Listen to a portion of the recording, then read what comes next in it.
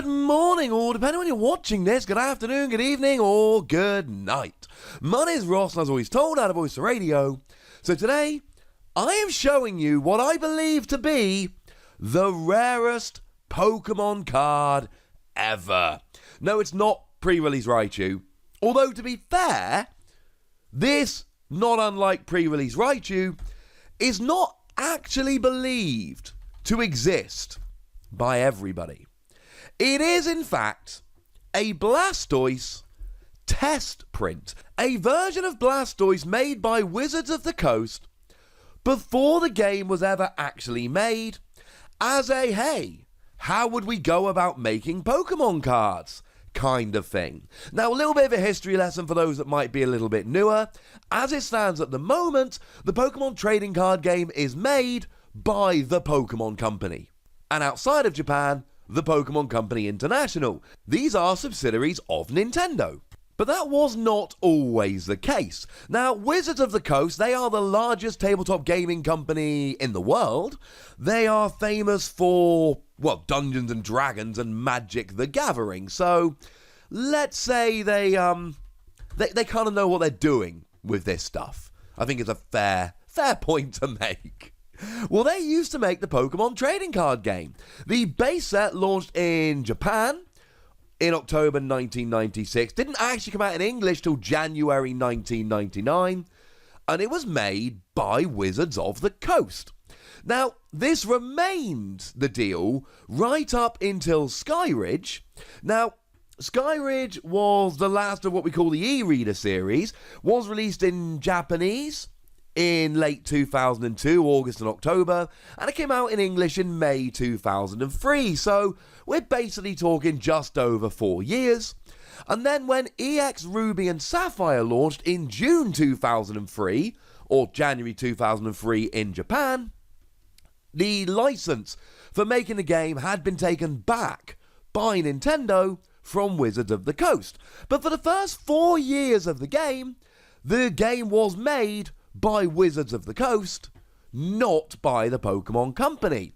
Now, we could do a whole video on why that happened, but my understanding / guesswork is the game was pretty popular, the game was making money, and Nintendo thought they could earn money doing it. When you're making a new game, and bearing in mind, right, back in 1999, it wasn't like it is nowadays, where new card games are launched all the time. This was a weird thing, that you didn't have many card games. So it was worth getting another company to do it to see if it worked, and then when it did work, yeah, come on over here. That is a massive simplification. Maybe one day, almost certainly one day, we'll have a little bit of a better look at exactly what happened.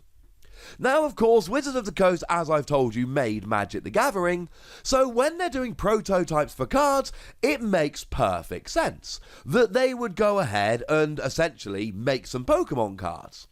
So if we have a look, now I'm going to give a massive shout out to Sean Kaufman of Squeaks Gaming World, who did share this on the Facebook group this past week with a bunch of information. It is not the only place I've seen or heard about this, although it is Sean this week that really brought it to the forefront. I have seen and heard about this in a few different places. It seems legitimate. We've not had an official confirmation, but I've seen it mentioned in enough different places that it seems like it is real and it seems like it is legitimate. And like I've said, it's basically a Magic the Gathering / Pokemon TCG card, and it does check out logically. Now, here's what Sean posted on the Facebook group.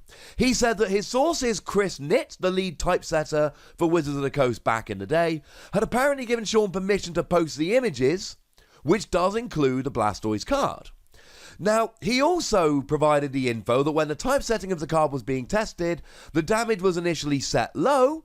We'll talk about all this in a minute. And he advocated with R&D to center the damage as we have it on cards today. This means that according to Chris, the card is an early example of the layout of Wizards of the Coast and even modern Pokemon cards in development. Now, Chris also held one of the yellow bordered ones in person and does believe it to be real, but a later version of the one on the sheet. So we got two different versions, so let me show them to you. We have a black bordered version of the Blastoise, which can be seen here on the bottom right hand corner of an uncut sheet. And here is a zoomed in version. Obviously, shout out to and credit to Sean for providing the images.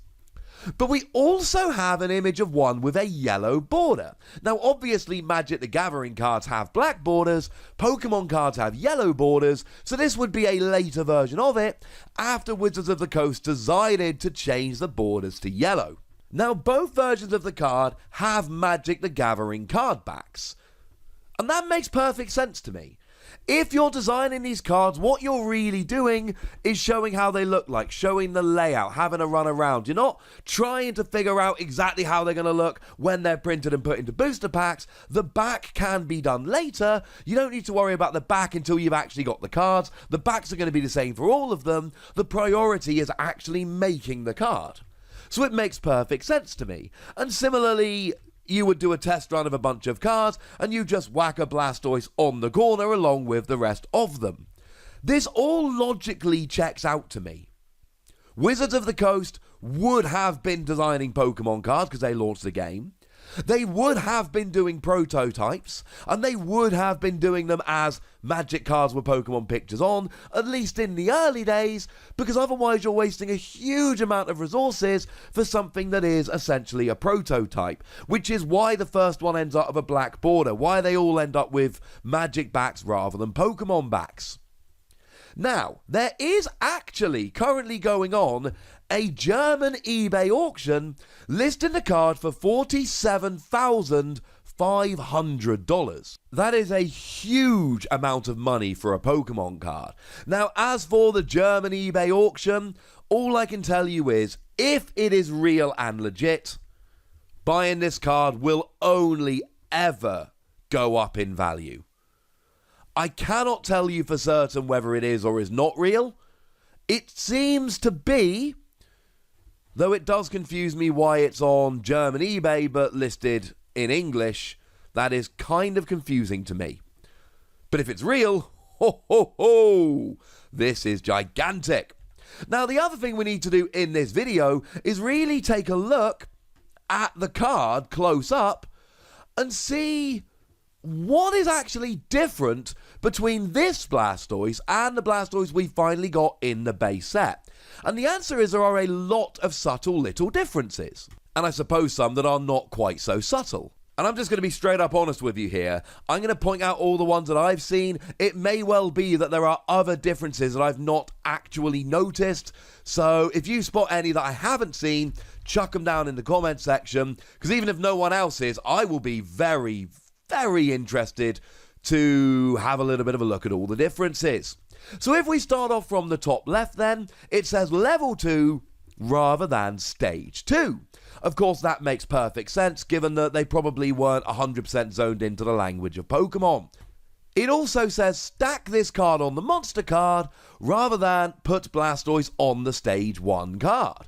Now, it does have the same HP, though there is a little lightning symbol next to it, and the font is all different. Some people love the font, some people don't. I'll leave it up to you. The information about the shellfish Pokemon, the length, the weight is all completely missing. There's just none of that on there.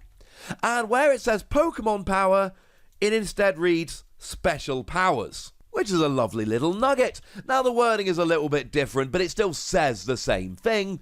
It's still playing water energy cards. One thing that is interesting is that they use the word water, whereas in all Pokemon cards right from the base set, they always use the energy symbols rather than the words when talking about this kind of stuff. So the wording is a little bit different. Still can't be used if affected by a special condition. Now, what's kind of weird here is that the energy cost and the damage and the attack are all actually the same. What is kind of interesting is just the wording is all kind of different. So base set Blastoise says extra water energy after the second doesn't count, whereas the promo Blastoise says for each additional water energy card attached to Blastoise deals an extra 10 to a maximum of 20 extra damage. Haven't actually mentioned yet that the images, the pictures on the card are different, probably should have done. And while we're talking about the picture on the card, you'll notice that the holofoil pattern is different as well. It is very much a mirror holofoil pattern on the promo version, like we would expect to see on Magic the Gathering cards, whereas on the Blastoise it is the what we call galaxy foil print, because it looks like stars, that we are used to with Pokemon cards. Now, resistance is missing from the card entirely, which is kind of strange. And instead of retreat cost, it says escape, and it says minus colorless, colorless, colorless, rather than just having the free colorless symbols.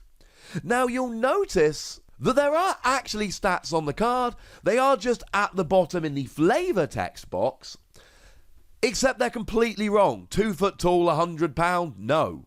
That is not Blastoise, ladies and gentlemen. That is definitely not Blastoise. And the flavor text is completely different as well. What is kind of interesting, it's still card number 9, and it's still level 52. So lots of little things that needed to be ironed out between this prototype and the release. It has never been officially confirmed that these cards exist. However, it's never been officially confirmed that pre-release Raichu exists, and everybody seems to have accepted that one. Sean is usually a pretty gosh darn good source of information when it comes to stuff like this, usually fairly reliable, and certainly claiming to have a Wizards of the Coast source from the typesetter back in the day. I heard about this a while ago. I am now convinced enough that I wanted to make a video and show you, lovely ladies and gentlemen, because I'm sure there's some of you out there who either haven't heard of it or have heard about it in passing but don't have all the information. Hopefully, over time, more about this will come out, and my dream is that one day somebody from Wizards of the Coast or Pokemon goes officially on the record to say, well, of course we made promo versions, why would we not? But for now, we're working on the best information we have. So at this stage, I would like to know what you think about all of this malarkey. Do you doubt the validity of them? How much do you want them? Would you pay $47,500? Let me know in the comment section, ladies and gentlemen. Go nuts. Be nice. And then make sure you like this video, subscribe to this channel, follow me on Twitter at @TheWassy, and Twitch for some live action at twitch.tv/PTCGRadio. If you want to support the channel, get some bonus podcasts and all that, head on over to patreon.com/PTCGRadio, where you can do exactly that. And please do make sure you're checking out youtube.com/WassyPlays, where we talk about a whole bunch of games that don't even have any Pokemon in. But by far the most important thing, as always, look after yourselves till next time, would ya? Thank you very much for watching. My name's Ross, and you've been watching PTCG Radio.